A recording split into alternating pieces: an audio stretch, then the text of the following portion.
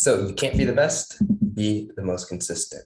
Players who are the most consistent are the ones who end up overtaking those who are quote unquote the best. And I see this all the time with my players who were great at one point don't end up reaching the level that I think they're going to reach because they're not consistent with their work.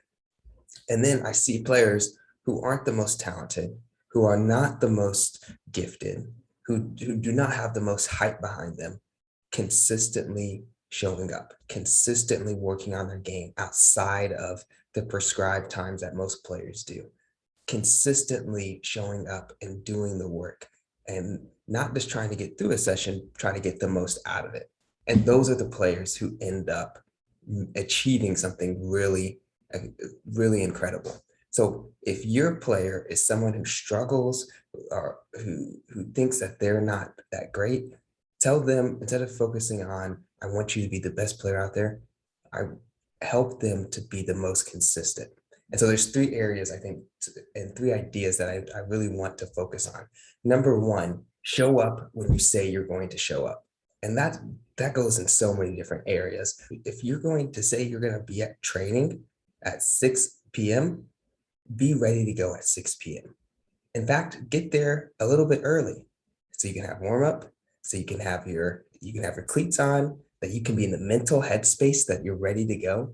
Make sure that you say you're going to show up, you're going to be there early so you're ready to go. I think so many players struggle with the part of not just showing up, but showing up and being ready to get the most out of the session. There are so many players who will get to a session and just say, oh, I'm not feeling it today, or I'm tired, or I had a bad day, or I had school was really tough. I didn't do well on an exam, or I have personal issues going on. I have relational issues going on. I have family issues going on. There's numerous factors that kids have to deal with on a daily basis. And I totally get it and totally understand. And I'm not trying to minimize those struggles. But part of being a great player is being able to show up and be consistent and say, yes, I may have these things, I may have these thoughts, these different pressures that are pulling me all in different places, but I want to get the most out of today's session. I want to learn, I want to absorb, I want to be 1% better than when I showed up. And the players who are consistently doing that, who are consistently coming to a session, are consistently going to practice, are consistently in a game trying to be 1% better than they were before, those are the players who end up outperforming other players in the long term. So if you're going to show up, don't just show up early. Show up and try to be a little bit better. Stay engaged in what you're trying to do. It reminds me of this clip that's going around Instagram, TikTok, all these social media platforms of Kobe. He talks about, I already made a goal. There's no negotiating with myself. And I love that idea of it's non-negotiable.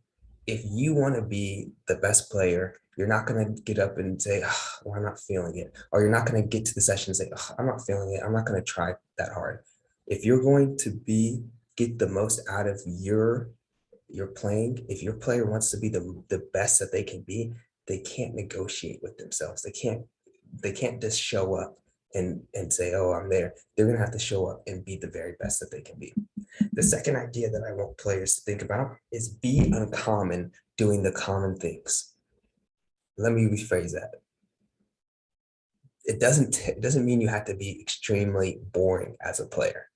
You can still have flair, you can still have deception, you can have so many great things in your game. But what you need to be able to do is be uncommon. And there's so many players, be uncommon. What you need to be able to do is be uncommon in the little things. And there's so many players that struggle with some of the basic things. And they're good players, they can do some incredible things, but they struggle with the basics. Sometimes the first touch isn't where it needs to be. Sometimes the weight of their pass, the accuracy of the pass is not where they need to be. Sometimes it's just communicating. So many players do not communicate, and they can do it. And that's something that I don't get, that you can literally differentiate yourself by just being able to communicate to your teammates. And it doesn't mean you have to be the loudest person on the field. It just means that you're willing and able to communicate, to be able to help the team move forward, to help the team run well. And so that's what I would say to your player. Make sure that you are uncommon doing the common things. So people will say, man, you know what I really like about that player? He or she does the little things so well, right? And maybe the people on the sidelines might not see, the fans, right? But coaches will pay attention, teammates will pay attention, because again, you are so consistent by doing the little common things well. Finally, this is a little phrase that I like: cover your blind spots and sharpen your swords. There are so every player has a weakness. There is no perfect player. There's no player out there who is absolutely perfect, but they do know how to cover their weaknesses, right? Even if you look at, I talk to great coaches, great players, Messi, Ronaldo, you look at them, they're great at a lot of different things, but they're not necessarily perfect at every part of the game. And so they know how to still be effective in areas that they're weak in, right? Look at Messi, he's not going to be the most physically imposing, strong. You're not going to have him trying to win duels in the air all the time. Maybe with Ronaldo, you're not going to have him tracking back and doing all the defensive dirty work that you have other players do. But it doesn't mean that they can't do those things. Messi might go up and win a header from time to time. Ronaldo might track back and actually plug a defensive hole. But the most important thing is know what your blind spots are. If you're weak in an area, I'm not saying that you totally just avoid it, but know what you need to do. Even if you're not great at that, know where you need to be if your number is called, and be willing to do that.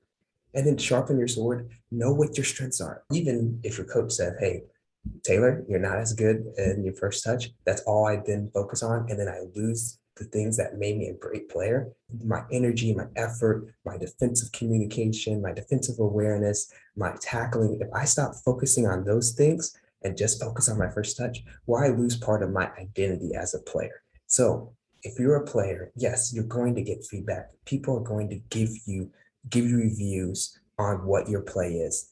Take them, appreciate them, add those things into your game, add those areas that they say to focus on, but do not neglect the things that have made you a great player in the first place. Those are the three areas that I want your players to focus on. If you want to be don't worry about being the best. First, be consistent. Be a player who shows up again and again. Let me know if you agree.